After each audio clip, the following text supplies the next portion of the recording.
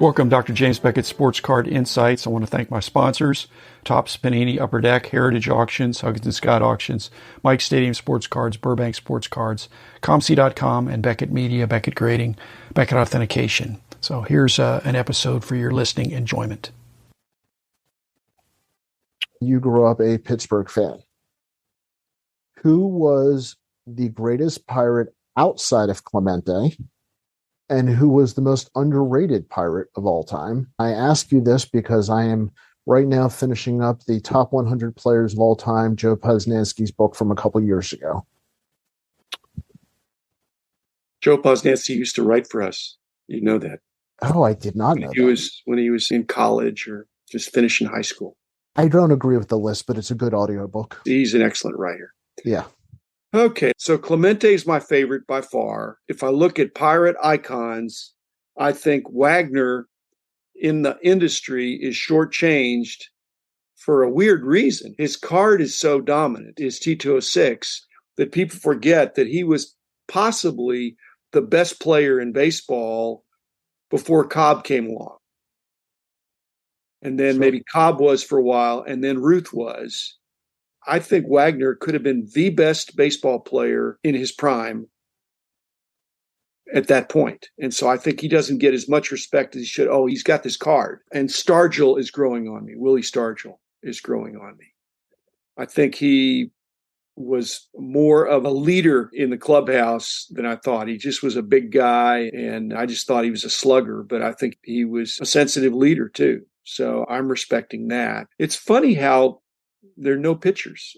I can't come up with any good pitchers. Didn't you have John Candelaria early in his career? Candyman was pretty awesome. When he was at his peak, he was unhittable by lefties, I think. He was coming almost all the way over to first base to come in across your body. I was a lefty hitter. I wouldn't have wanted to face him. I don't know if I'd put him as an all-time great, but might have one of the all-time great nicknames. He had a window, too. Where he was, there were... By the way, Wagner was a great answer because I think people forget he was a Pirate. Not only, I think he was always a Pirate.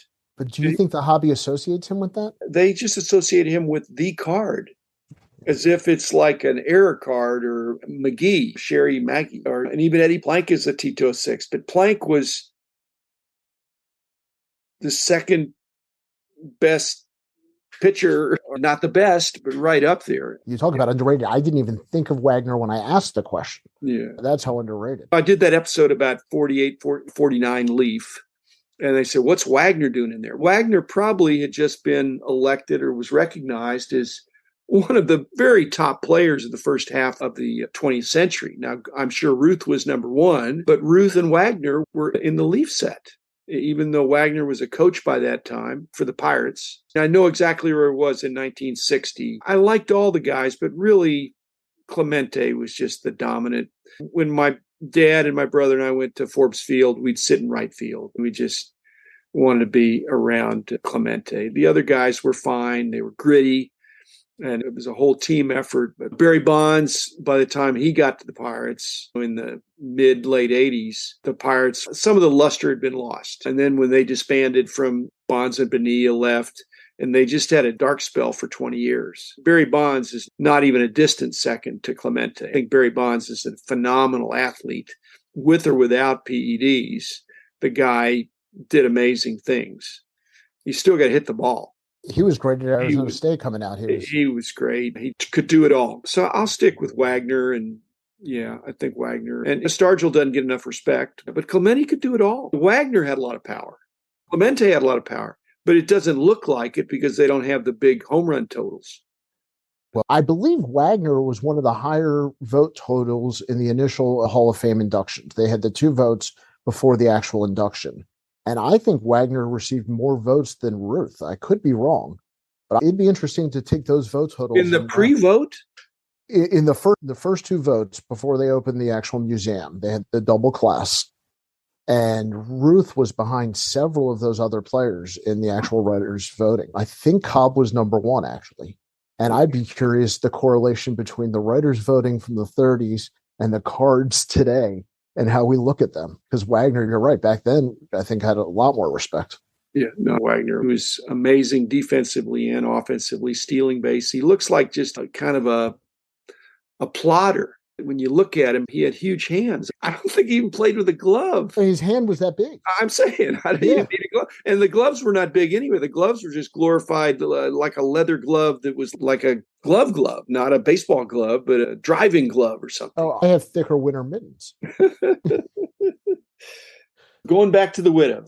The widow says, you know what? My husband was older. He had these cards, and we don't have that much money. But we've got these cards. And so, Danny, I need you to help maximize the money for this collection. So get top dollar, and I want you to do it over the next 5 years. What do you say to the widow who wants you to be an indentured servant for 5 years to sell what is probably a nice collection? But what would you say back? First of all, I think I'd love to have 5 years to do half the work I'm given. That would actually be an interesting situation. Most times people want to liquidate right away. Given a 5-year window, typically the widow scenario involves vintage cards. So I'm probably going through, if they are raw, probably making decisions on what should be graded and helping that. I believe in vintage. Generally, I don't think there's a rush to sell. I very rarely find that you have to sell vintage right away or that you're going to miss out on some great rush. There's usually not that pressure. It would allow you to grade, to Exactly. put for grading. Bill Russell passed away, and literally in the morning of the show, the news started going around. Some of the dealers did not change their prices. Other dealers changed their prices. I'm okay with them changing their prices as long as they don't change it after I pick the card up and say, I'll take it. Yeah, exactly. I think the future answer is going to be, we're going to end up in a vault somewhere for 5 years. And I think that's probably going to be the real answer for insurance coverage and everything. So you would advise the person, let's move it all to the vault. Let me put some fixed prices on these things and let it be dished out, and we'll adjust that over the years for the prime items. Is that what you're saying? Yeah, I would certainly grade the ones that give us the value on the grading, but a lot of them I might just put away, not even put for sale right away. I might wait the market for a little while if I don't have that time pressure and list it at whatever I think is the prime opportunity. If the widow's not pressuring me, my job typically in that situation is a combination of commission and management fee. And I would want to make sure I'm selling both for myself and the widow at the top of the market. Okay. Pitchers are typically undervalued in baseball cards. It's a combination, I think, of injury, et cetera, et cetera. But nothing is more exciting than a young pitcher who gets called up, whether it's Fernando Mania or Dwight Gooden. So what's the disconnect between collectors' love of the pitchers themselves and the love of the cards? Well, you said undervalued. I don't know. It's just what they sell for. What I tell people is that if you feel something is undervalued, then buy them up at the lower price. Just quietly go about and buy it. But if you had bought all the Fernando Valenzuelas, a guy couldn't have been hotter and has an amazing story and really captured more than one nation. But look back now, he just was a moment in time. Dwight Gooden, same thing. He couldn't have been hotter in the beginning and then derailed.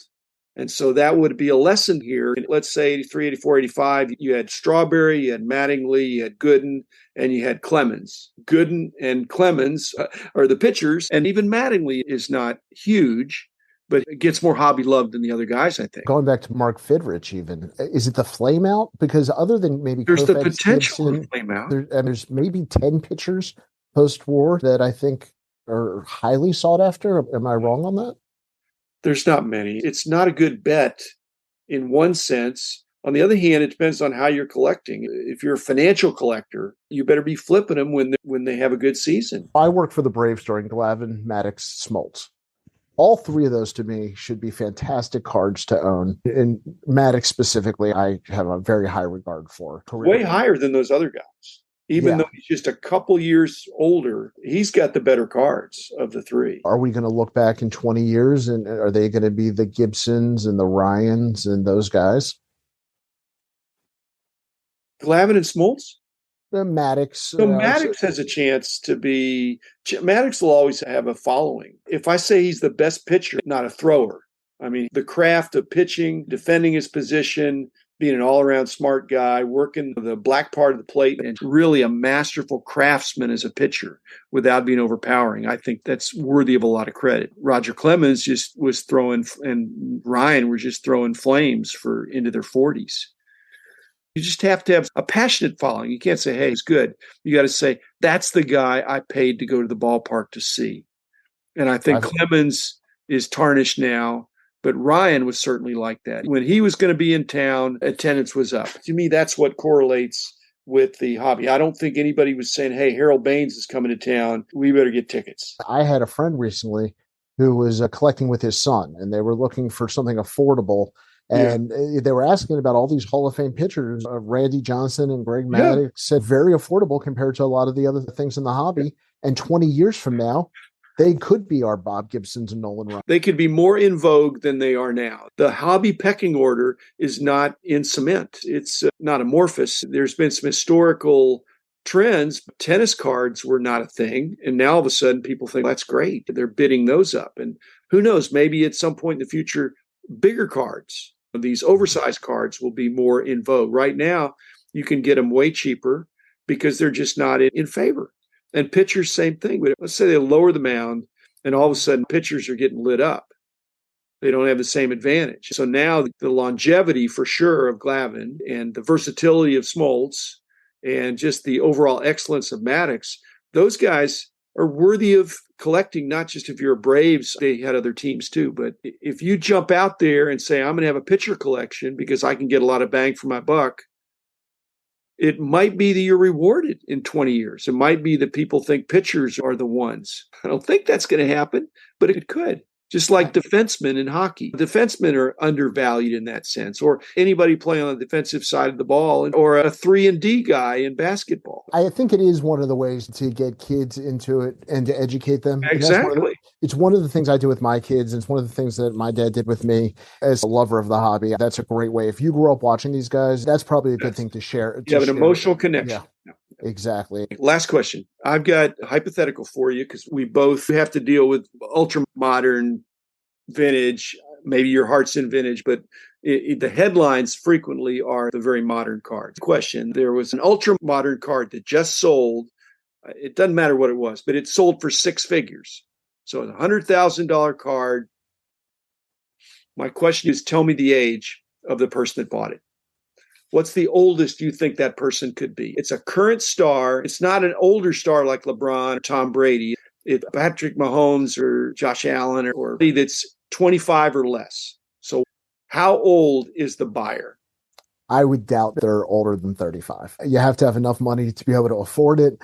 But I think you graduate to vintage at a certain point. And if you have that much money and you stay in the hobby long enough, I do think you end up in vintage and away from ultra modern. So when the 35-year-old buys this $100,000 card and shows it to anybody older than him, they think he's nuts. If they're a collector, they try to convince them to go vintage, because for $100,000, you can buy a vintage collection of really good cards. One of my pet peeves is false population creation. One of my biggest challenges with ultra-modern cards is the 1 of 1, the 1 of 5, the 1 of 10. Yeah. By the time you're done adding those all up, you have the same population count you probably had originally. Vintage is the true population control. So that's where I come to a foundation of genuine population control as opposed to artificial. Danny, my answer would have been 39. I have a lot of younger friends that I meet with and talk to, and they're young enough, obviously, to be my son. But guys, when they're hitting 40, they contemplate that they're not a kid anymore. And so 35, yeah, that's true too. Not only that, at 39, you probably have a family if you're going to have a family. And then you go, hey, honey, look what I brought home today. Yeah. Like $100,000 Luka Doncic card. Yeah. They better be making big bucks. I will say with my clients, I've seen husbands get in trouble at all ages for that same conversation. I'm not saying this to be funny. I do a lot of divorce business. That's sad. Yeah. We live in a complicated world and stuff happens and guys get divorced because they're more passionate about their cards than they are about their wife. The man